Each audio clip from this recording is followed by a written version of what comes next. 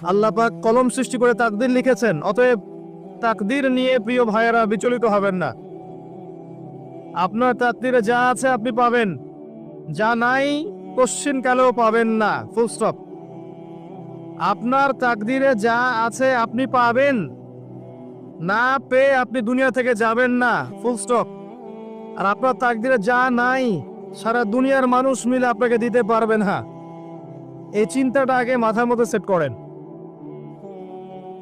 এই চিন্তা যার মধ্যে ইনস্টল করা আছে সে আত্মহত্যা করে না কখনো, সে হতাশ হয় না কখন, সে ভয় পায় না, আল্লাহর পথে চলতে গিয়ে পিছু পা হয় না, সে জালেমের সামনে মাথা নত করে না।